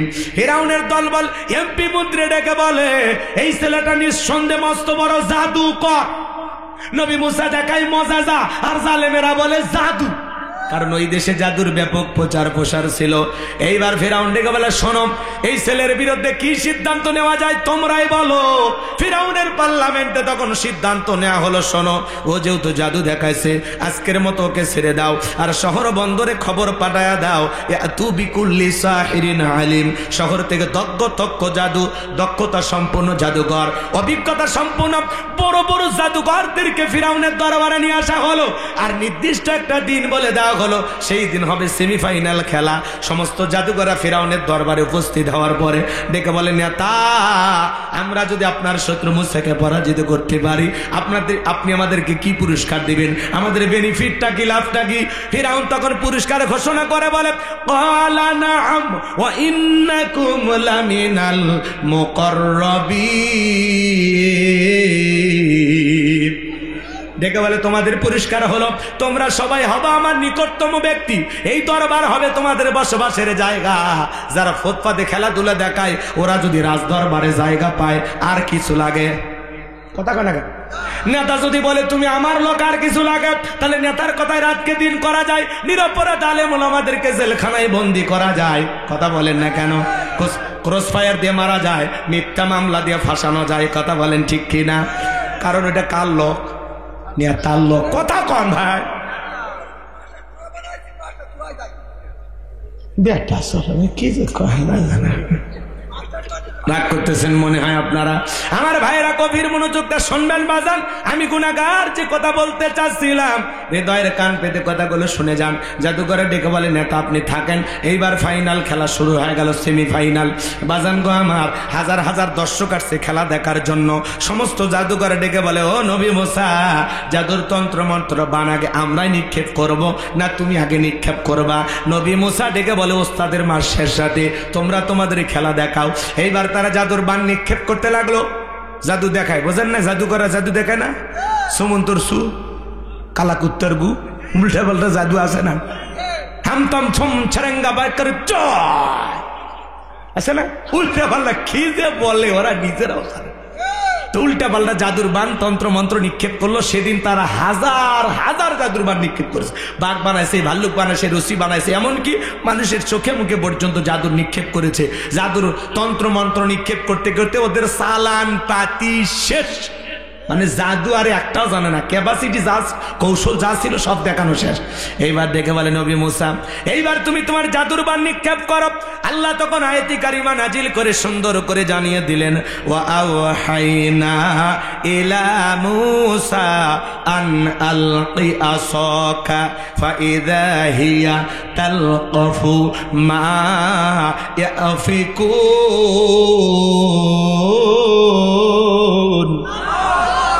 আল্লাহ ওহীর মাধ্যমে জানিয়ে দিলেন, ও নবী মুসা, তোমার হাতের লাঠিটা ছেড়ে দিয়ে খেলা তুমি দেখো। নবী মুসা হাতের লাঠিটা ধরেছিলেন, আল্লাহর ওয়াদার পায়ে লাঠিটা নিক্ষেপ করলেন। হয়ে গেল বিশাল বড় সাপ। যেই সাপের ঠোঁটটা নিচুতে, ওপরের ঠোঁটটা 80 ফিট উঁচুতে। সমস্ত জাদুর বানগুলো এক নিঃশ্বাসে খায়া ফিরাউনকে ডেকে বলে, ফিরাউন রে, আরো কি তোর জাদু আছে? এই দৃশ্য দেখে ফিরাউনের পেছনে রাস্তা দিয়ে গরম হাওয়া বের হয়ে গেছে। আর সমস্ত জাদুকররা বুঝতে পেরেছে নবী মুসা যেটা দেখালো এটা জাদু না, এটা হলো জাদুর দাদু। জোরে কোন মারহাবা। ডাক্তার ডাক্তার চেনে, বক্তা বক্তা চেনে, আলেম আলেম চেনে, শিক্ষক শিক্ষক চেনে, নেতা নেতা চেনে, দালাল দালাল চেনে, স্বর্ণকার স্বর্ণকারকে চেনে। এক কথায় যে যে কাজের কাজী দেখে বলে আমিও যা তুমিও তাই। পুকুরে দুই পারে দুইজন রাতের বেলায় পানি নাড়াইতেছে। এই পারে চোর শিং কেটে কাদো মাটি ধুইতেছে, আর মনে করতেছে ওই পাশে মনে আর একটা চোরও ধুইতেছে। আর এই পাশে আল্লাহর একজন বান্দা হুজু করতেছে তাহাজ্জুদের, ও মনে করতেছে ওই পাশে যে পানি নড়তেছে মনে হয় ওইজন আর একজন তাহাজ্জুদের হুজু করতেছে। এক কথায় যাই যে কাজ করে তার পরিকল্পনাটাই কথায় না। কাউরে গালি দিলে যদি বেজার হয় বুঝে নেবেন এই গালির কাম করছে। কথা বোঝেন না? তোমারে গালি দিলে লাগে কেন? মুমিনের স্বভাব হলো গালি দিলে মুমিন হাসি দিবে, গালি দিলে মুমিন উল্টো সালাম দিবে। কলু সালামা, সালাম দিবে। আপনারে দেবে গালি, আপনি দেবেন সালাম। কথা কয় নাকি? শত্রুর সাথে শত্রুতা করে কখনো পেরে ওঠা যায় না। মাঝে মাঝে শত্রুকে সার দিতে হয়। কথা বলে ঠিক না? আমরা অনেকে বলে আমরা হারিয়ে যাই না, হারিয়ে যাই না। আমরা জীবনের চড়াই উতরে অনেক সময় আমরা হয় জিতে শিখি অথবা ঠেকে শিখি। কথা বলে ঠিক না? কিন্তু আমরা কখনো হারি না। কথা বলে ঠিক না? আসুন, আমরা হারবো না, আমরা হারতে জানি না। হয় আমরা জিততে মাঠে নামি, আর না হয় সেখান থেকে কিছু শিখে মাঠ ছাড়ি। কি কথা ক্লিয়ার না ভেজাল আছে? চলেন ফাইনাল খেলা যাই, মজা পাবেন। এইবার জাদুকররা কি করল? ওয়া উলকিয়াস সাহারাতু সাজিদিন, সমস্ত জাদুকররা সিজদায় মাথা নত করল এবং ঘোষণা দিল, ক্বালু আমান্না বিরাব্বিল আলামিন। তারা বলল আমরা বিশ্বের রবের প্রতি ঈমান আনলাম, রব্বি মুসা ওয়া হারুন, যিনি মুসা এবং হারুনের রব প্রতিপালক। বলুন আল্লাহু আকবার। ফিরাউন ডেকে বলে, আমার অনুমতি ছাড়া ঈমান গ্রহণ করলাম, সাহস তো কম নয়, আমি বলার আগে কেন ঈমান গ্রহণ করলা? এই কথা বলে ফিরাউন তখন হুমকি ধমকি দিয়ে ডেকে বলে, শোনো, আমি তোমাদের শুলিতে চড়াবো, ফাঁসি দিয়ে মারবো, তোমাদেরকে আমি হত্যা করব। নতুন ঈমানদার যারা এই মাত্র কালিমা পড়ে মুসলমান হলো, ওরা তখন ডেকে বলে, ফিরাউন রে, তোর মতো জালেমের পক্ষে সাফাই গিয়ে মরার চাইতে, তোর মতো জালেমের চামচা হয়ে মরার চাইতে ঈমান গ্রহণ করে মরাই ভালো। মরা যেহেতু লাগবে, ঈমান এনেই মরবো। সুবহানাল্লাহ বলে।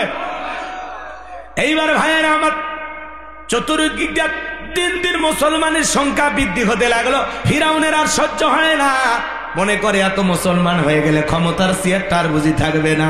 কথা বোঝেন নাই মনে হয়?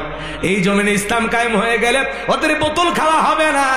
এই জন্য আল্লাহর আইন ওদের সহ্য হয় না। আজকে আপনারা দেখেছেন বাজান, একটা দৃশ্য দেখে ভালো লাগছে। বিএনপির মহাসচিব মির্জা ফখরুল ইসলাম গেছেন চরমনায়ের আমিরের কাছে।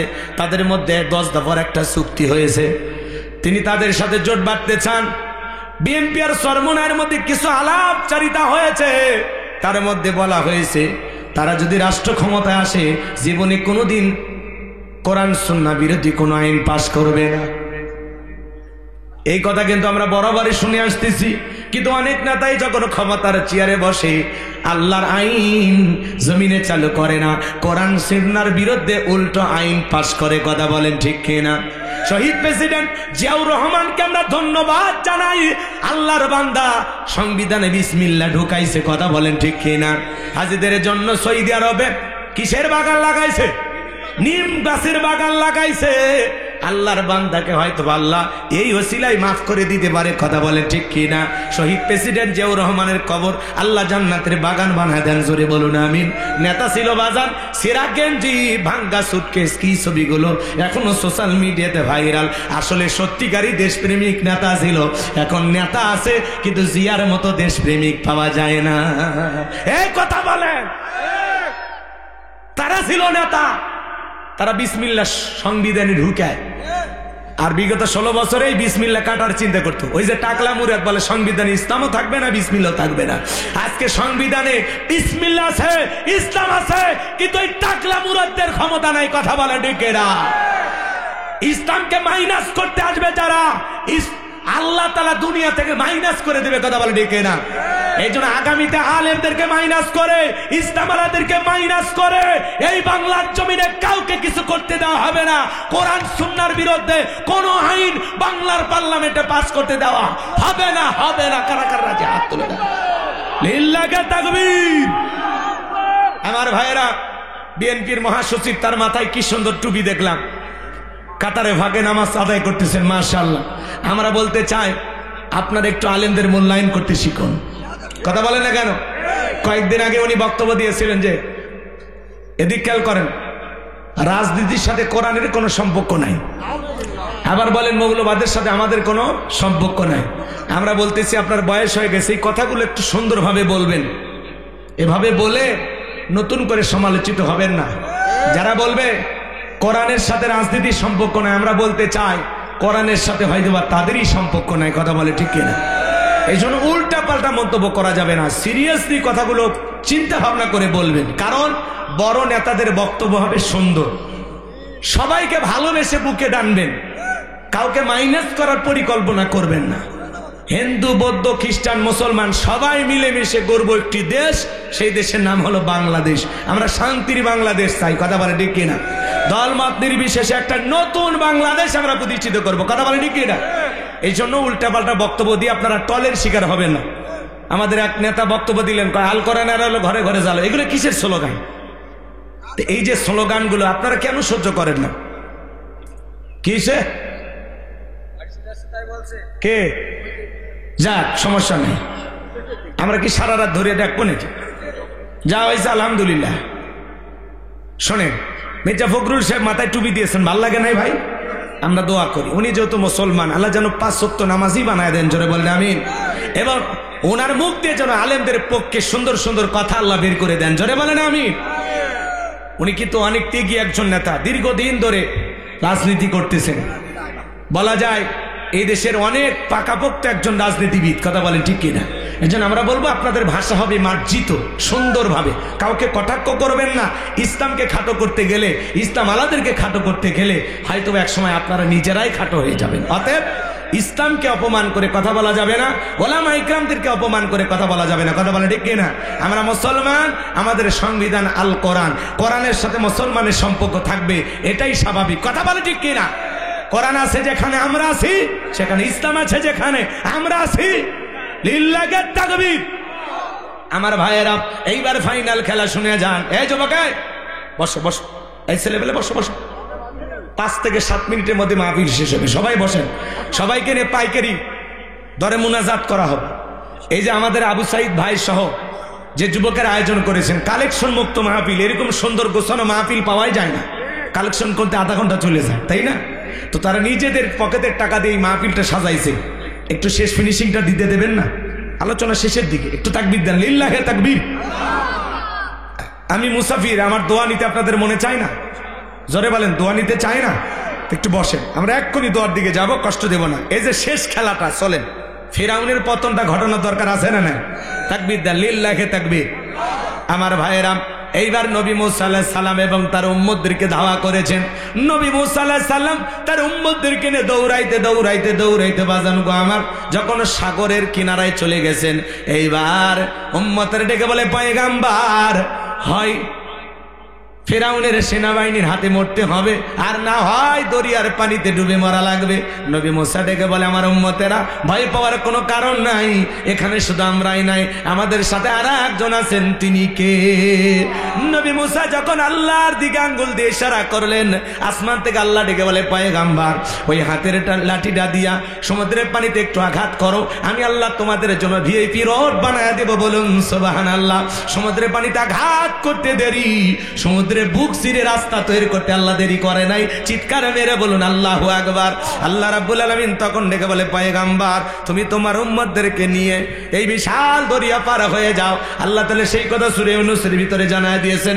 আল্লাহ নবী মুসা আলাইহিস সালাম তার সম্প্রদায়ের মানুষদেরকে নিয়ে বিশাল সমুদ্রের দরিয়া নিরাপদে পার হয়ে গেল। বলুন সুবহানাল্লাহ। এইবার যখন জালেম বাদশা ফেরাউন চলে আসছে বাজান, তার দল বল নেতা কর্মী নিয়ে বলতেছে এই রাস্তা দিয়ে ওরা চলে গেছে। ফেরাউন মনে করছে এই ওর বাপ দাদা 14 গোষ্ঠী এই রাস্তা মনে হয় বানায় গেছে। সবাইকে নিয়ে যখন ওই রাস্তায় উঠেছে বাজান, একই রাস্তা ইমানদারদের জন্য নিরাপদ, জালেমদের জন্য হলো গজব। এরা যখন দরিয়ার মধ্যবর্তী স্থানে চলে গেছে, বলেন তো বাজান পানি হুকুম মানে কার? আল্লাহ ডেকে বলে সমুদ্রের পানি রে, তুই তোর খেলা দেখা। সমুদ্রে উথাল পাতাল ঢের সৃষ্টি হয়ে গেল, উথাল পাতাল ঢের। ফেরাউনের সেলা সামুন্ডা যা ছিল বাজান পানি খায়া চুবা মইরা শেষ, একজন আর বাইসা নাই, বেঁচে আছে শুধু বড়ডা। বড়ডা মানে কে বলেন? ফেরাউন মরার আগে আল্লাহ কি বলতেছে জানেন? ক্বালা আমানতু আন্নাহু লা ইলাহা ইল্লাল্লাযী আমানাত বিহি বানু ইসরাঈলা ওয়া আনা মিনাল মুসলিমিন। ফিরাউন ডেকে বলতেছে আমি ঈমান আনলাম, তুমি ছাড়া কোনো মাবুদ নাই। বনী ইসরাঈল আল্লাহর প্রতি ঈমান এনেছে, আমি এসে আল্লাহর প্রতি ঈমান আনলাম। ওয়া আনা মিনাল মুসলিমিন, আল্লাহ আমি মুসলমান হয়ে গেছি, আর সুবাইও না। ফিরাউন কি কয়? এক কথা কয় না কে ভাই? দরিয়ার পানি খাইতেছে আর কি কয়? আল্লাহর সুবাইও না, ওয়া আনা মিনাল মুসলিমিন, আল্লাহ আমি মুসলমান হয়ে গেছি, আমি আত্মসমর্পণ করেছি। আমার আল্লাহ কি আর ঈমান কবুল করেছিল না? ফিরাউন যদি ওই সময় মুসলমান হয়, আপনার আমার মুসলমান হয় কোনো দাম আছে? আল্লাহ তখন চমৎকার জবাব দিয়ে বলেছিলেন আল আনা ওয়া ক্বাদ আসাইতা ক্বাবলু ওয়া কুনতা মিনাল মুফসিদিন। আল্লাহ ডেকে বলে এখন ঈমান আনছো, এখন। এর আগে কি করেছো? নাফরমানি সৃষ্টি করেছো, বিশৃঙ্খলা সৃষ্টি করেছো, নাফরমানি করেছো, বিশৃঙ্খলা সৃষ্টি করেছো, ক্ষমতার দাম্ভিকতায় অহংকারে 40 বছর শিক্ষা ব্যবস্থা বন্ধ করে রেখেছিলে, ঘরে ঘরে মূর্তি ঢোকাইছিলে। বাংলাদেশেও দেখেন শিক্ষা ব্যবস্থায় উল্টা পাল্টা কিন্তু ঢোকানো হয়েছিল। আর কিছুদিন সময় পাইলে বাংলাদেশের মানুষকে পাগল বানায়া ছাইরে দিত। এ কথা কন, কথা কন, কি বলেন, কি বলেন? রাগ করেন নাকি আপনারা? পাগল বানায়া ছেড়ে দিত। কিসের শরীফ শরীফ আর গল্প? একটা ছেলে মনে মনে ভাববে আমি মেয়ে, তালি নাকি মেয়ে হয়ে গেল। একটা মহিলা মনে মনে ভাববে আমি পুরুষ হয়ে গেছি, তাহলে নাকি পুরুষ হয়ে গেল। এগুলো গাল গল্প, গাঁজাখুরি গল্প দিয়া এদেশের তরুণ তরুণীদেরকে তৃতীয় লিঙ্গের মানুষ বানানোর জন্য একটা ষড়যন্ত্র করেছিল। সমকামিতাকে প্রমোট করার চেষ্টা করেছিল। এই জন্য বাজার সব জায়গায় হাত দিতে নাই। আল্লাহর গজবে আল্লাহ আজকে তাদেরকে ধ্বংস করেছে, বিদায় করে দিয়েছে। তাদের ক্ষমতার চটি মোটি আউট, সব পালিয়ে গেছে। কথা কয় না গো, আসেনি ভাগছি। কথা কয় না, কথা কয় না। সামনের দিকে যাই বাজান, আমি গুনাহগার যে কথা বলতে চাচ্ছিলাম। আল্লাহ ডেকে বলে হে ফেরাউন, পাপের 16 কলা তোর পূর্ণ হয়ে গেছে, তোর বাড়ির দাসী আমি আল্লাহকে রব বলে স্বীকার করার কারণে গরম তেলে চোবাইয়া বিদায় করে দিয়েছো। তোমার স্ত্রী আমাকে রব বলে স্বীকার করার কারণে হাতে পায়ে পেরেক মারে হাজার নির্যাতন করে বিদায় করে দিয়েছো। মা বোন যারা আওয়াজ শুনতেছেন, মা ফিরাউনের সংসার করে আসিয়া যদি জান্নাত দেখতে দেখতে মারা যায়, তোমার স্বামী কি ফিরাউনের চাইতেও খারাপ? অনেক মহিলার অভিযোগ, হুজুর আমার স্বামী ভালো না। কথা কয় না কে? স্বামী ভালো না, তাহলে চিন্তা করো মা, আসিয়া ফিরাউনের মতো স্বামীর সংসার করেছিল, সেই আসিয়ার হাতে পায়ে পেরেক মাইরা হাজারো নির্যাতন জুলুম করে বিদায় করে দিয়েছিল। আমার আল্লাহ ডেকে বলে, ফিরাউনের আজকে আবার নবী মুসা এবং তার উম্মতদেরকে হত্যা করার পরিকল্পনা করে বিশাল দরিয়ার পাড়ি দিতে চাইতেছিলা, এইবার তোমাকে আর সাথ দেওয়া যাবে না। ফিরাউন রে, তোর জীবনের খাতা আজকে ক্লোজ হয়ে যাবে। মরার আগে শোন, আমি আল্লাহ তোর লাশটা রেখে দেব পৃথিবীবাসীর জন্য, শিক্ষার জন্য, যাতে পৃথিবীর জমিন আর কোনো ফিরাউনের জন্য জন্ম না হয়। আর যারা ফিরাউন হতে চায় তারা যেন তোর ইতিহাস থেকে শিক্ষা গ্রহণ করে, যে ফিরাউনদের জীবনের পরিণতি এই হয় যে এই দেখাল করেন, সেই দিন আল্লাহ তাআলা বিশাল দরিয়ার পানিতে চুবাইয়া ফিরাউনকে মাইরা, আজও মিশরের জাদুঘরে ফিরাউনের সুটকিটা আছে না নাই? এটা হলো ফিরাউনের লাশ। কথা কন, বহুদিন থাকার কারণে লাশটা এখন সুটকি হয়ে গেছে। মুসা প্রেমিকেরা যায় আর মিশরের জাদুঘরে যায় পায়ের জুতা খুলে 50,000 1 লাখ টাকা দামের জুতা, কয় এই সেই ফিরাউন মার জুতা। চিন্তা করেন বাজান, সুটকি ফিরাউনত দেখে যদি জুতা মারে, জেতা ফিরাউনত পাইলে ওর সামরা দিয়ে ডুগডুগি বাজাই, তো কথা বলেন ঠিক কিনা? এই জন্য মনে রাখবেন বাজান, নমরুদের জায়গা হয় নাই, ফিরাউনের জায়গা হয় নাই, আবু জেলের জায়গা হয় নাই। আজ যারা পৃথিবীতে মুসলমানের রক্ত নিয়ে খেলা করতেছে, ওই জালেম জায়গা হবে না। আজ হোক কাল হোক, জালেমদের শেষ পরিণতি হবে পরাজয়, আর মাজলুমদের শেষ পরিণতি হবে বিজয়। সেই বিজয় আনার জন্য যদি কখনো ডাক আসে, মাথায় কাফনের কাপড় বেঁধে বিবির কাছ থেকে বিদায় নিয়ে, সন্তানদের কাছ থেকে বিদায় নিয়ে আল্লাহর জমিনে আল্লাহর আইনকে প্রতিষ্ঠিত করার জন্য কারা কারা জীবন দিতে প্রস্তুত, হাত তুলে আল্লাহকে দেখান। লিল্লাহে তাকবীর, লিল্লাহে তাকবীর। আল্লাহ এই জমিনকে কোরআন আর ইসলামের জন্য কবুল করেন, ছেলে বলেন আমিন। আপনারা কি ভয় পান? ভয় পান? আল্লাহ বলেন, ওয়ালা তাহিনু ওয়ালা তাহজানু আনতুমুল আলাউনা ইন কুনতুম মুমিনিন। মুমিনেরা হতাশাগ্রস্ত হয় না, ভেঙে পড়ে না, দুর্বল হয় না। ঈমানের দাবিতে যদি মুমিন হও, ওয়া কানা হাক্কান আলাইনা নাসরুল মুমিনিন, মুমিনদের সাহায্য করা আমি আল্লাহর ওয়াজিব হয়ে যায়। বলুন আল্লাহু আকবার। শুনেন শুনেন, আপনাদের মুখে দাঁত আছে না? জোরে বলেন, দাঁত আছে না? আর এটার নাম কি? জিহুব্বা। মাঝে মাঝে দেখবেন দাঁতের ফাঁকে যখন ময়লা আবর্জনা আটকে যায়, এই দুর্বল জিহুব্বা ওই জায়গায় বারবার নক করে দাঁতকে বিপদ মুক্ত করে, দাঁতের উপকার করে। কিন্তু এই বেঈমান দাঁত সুযোগ পাইলে জিহুব্বারে কামড় মারে, রিমান্ডে নেয়, মাঝে মাঝে এত ব্যথা দেয়, 7 দিন ধরে ব্যথা থাকে যায়। কথা বলে ঠিক কিনা? কিন্তু বলেন তো বাজান, মানুষের যখন বয়স হয়ে যায়, মুখ থেকে জিহুব্বা খুলে পড়ে নাকি দাঁত? কথা কয় না, কি খুলে পড়ে? দাঁত। এত শক্তি ধর, কিন্তু দাঁতের জায়গা হয় না, নরম দুর্বল জিহুব্বাটাই টিকে থাকে। তো মুসলমানদের উদাহরণ হলো ওই নরম জিহুব্বার মতো, আর জালেমদের উদাহরণ হলো দাঁতের মতো। ওরা যতই শক্তিদার হোক, জালেমদের শেষ পরিণতি হলো পরাজয়। আর যাদের উপর নির্যাতন জুলুম করা হবে, এ অসহায় মাজলুম মুসলমানদেরকে আল্লাহ পাক শেষ বিজয়ের হাসি হাসাবেন। শেষ বিজয়ের হাসি মুসলমানেরা হাসবে, শেষ বিজয়ের মালা মুসলমানদের গলা আল্লাহ পরিয়ে দেবে। কথা বলে ঠিক না? আল্লাহ যেন আমাদের সবাইকে এই জমিনে কোরআন এবং সুন্নাহর এই কথাগুলো বাস্তব জীবনে মালার তৌফিক দান করুন। ওয়া আখিরি দাওয়ানা আনিল হামদুলিল্লাহি রাব্বিল আলামিন। রাত্রি 12টার ওয়াদা দিয়েছিলাম, 12টা বেজে গেছে। আমার আবু সাইদ ভাই সহ তরুণ যুবকেরা যারা আয়োজন করেছেন, আল্লাহ পাক সবাইকে কবুল করুন। ওয়া আখিরি দাওয়ানা আনিল হামদুলিল্লাহি রাব্বিল আলামিন। সকলে দরুদ ইব্রাহিম পড়ুন। আল্লাহুম্মা সাল্লি আলা মুহাম্মাদ ওয়া আলা আলি মুহাম্মাদ কামা সাল্লাইতা আলা ইব্রাহিম ওয়া আলা আলি ইব্রাহিম ইন্নাকা হামিদুম মাজিদ। আল্লাহুম্মা বারিক আলা মুহাম্মাদ ওয়া আলা আলি মুহাম্মাদ কামা বারাকতা আলা ইব্রাহিম ওয়া আলা আলি ইব্রাহিম ইন্নাকা হামিদুম মাজিদ। বাজান কিছু বলবেন? আপনি দোয়া করবেন? না না, আপনার কাছে গতকাল একটু সাসা মারা গিয়েছে, 500 টাকা দান করে তার জন্য দোয়া চাইছে। ওটা ছেলে দিলে নামাজ পড়ার জন্য একটু দোয়া চাইছে। এক সাসা মারা গেছে, 500 টাকা দান করছে, দোয়া চাইছে। ঠিক আছে, আমি একটু কিছু বলি। আমার একটা ছেলে 6 তারিখে কাটলি নেবে, একটু দোয়া করবেন। একটা প্রবাসী থেকে দোয়া করবেন। এটা কি মাহফিলে দিলেন না আমারে? আপনারই দিলাম। ওরে বাবা, মাশাআল্লাহ। দেখছেন, আপনার ছেলে পাগড়ি পাবে, দোয়া চাইছে আমার কাছে, 500 টাকা হাত দিয়ে দিয়েছে, আল্লাহ কবুল করে। আমার একটি মাদ্রাসা আছে, মাদ্রাসায় নূরে মাদিনা, 70 জন ছাত্র, 24 জন ইয়েতিম গরিব অসহায়, যাদের থাকা খাওয়া চিকিৎসা পোশাক সম্পূর্ণ ফ্রি। সারা দেশ থেকে যে হাদিয়া পাই মাদ্রাসাটা চালায়। পাশাপাশি মসজিদ বানাবো, একটা গণ কবরস্থান বানাবো। আল্লাহ যেন তার এই গোলামের স্বপ্নগুলো পূরণ করে দেন। জোরে বলেন আমিন। চলুন হাত তুলে দোয়া করি। আল্লাহুম্মা আমিন। রব্বানা যালামনা আনফুসানা ওয়া ইল্লাম তাগফির লানা ওয়া তারহামনা লানাকুনান্না মিনাল খাসিরিন। খোসালপুর চাপাতলা যুব সমাজ কর্তৃক আয়োজিত আজকের তৃতীয় বার্ষিক তাফসীরুল কোরআন মাহফিলের শ্রদ্ধাভাজন সভাপতি জনাব আলহাজ চাঁদ আলী বিশ্বাস মাস্টার সাহেবকে আল্লাহ কবুল করে নাও। আল্লাহ তোমার গোলামের হায়াত বাড়ায় দাও। অসুস্থ দোয়া চেয়েছেন, আল্লাহ শেফায়ে কামিল আজেলা দান করো। আজকের মাহফিল আলোচনা করেছেন মাওলানা খালিদ সাইফুল্লাহ মিরাজ ভাইয়ের কণ্ঠকে দিনের জন্য কবুল করো। মাহফিল পরিচালনা মাওলানা আলমগীর হোসেনকে কবুল করো। আমার আবু সাইদ ভাই সব যে সমস্ত তরুণেরা যুবকেরা নিজেদের পকেটে টাকা খরচ করে 60 থেকে 65 জন যুবক এই সুন্দর আয়োজন করেছেন, আল্লাহ যুবকদের আয়োজন কবুল আর মঞ্জুর করে নেন। যে বাড়িতে খানা খাইলাম, বসলাম, ঘুমাইলাম, ওই বাড়ির উপর খাস রহমত বরকত নাজিল করেন। আমার আবু সাইদ ভাই বারবার মোবাইলে যোগাযোগ করেছেন, আল্লাহ তার শারীরিক মানসিক সুস্থতা দান করে দেন। আল্লাহ তার কলিজার টুকরা সন্তান, তার নিয়ে যে স্বপ্নগুলো দেখেছেন, আল্লাহ তার সন্তানের স্বপ্নগুলো পূরণ করে দিও। তার ব্যবসায় তুমি বরকত দিয়ে দিও।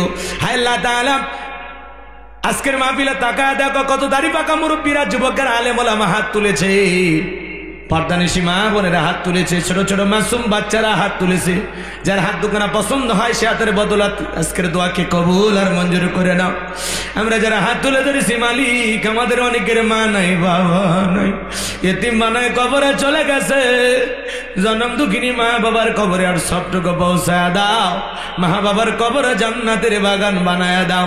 রব্বির হামহুমা কামা রব্বায়ানি সগীরা, রব্বির হামহুমা কামা রব্বায়ানি সগীরা। আমাদের আত্মীয় স্বজন পিতা মাতা যাদের বেঁচে আছে, আল্লাহ হায়াত বাড়ায় দাও। যাদের পিতা মাতা আত্মীয় স্বজন কবরে চলে গেছে, এই খসাল পরে মাটির নিচে যত মানুষ সাইত, আল্লাহ সবাইকে তুমি মাফ করে দাও। রাস্তার পারে, বাসের যারে, পুকুর পারে, মসজিদের আশেপাশে যত কবরস্থান, আল্লাহ সমস্ত কবরবাসীর কবরের আযাবগুলো মাফ করে দাও। কবরগুলো জান্নাতের বাগান বানায় দাও।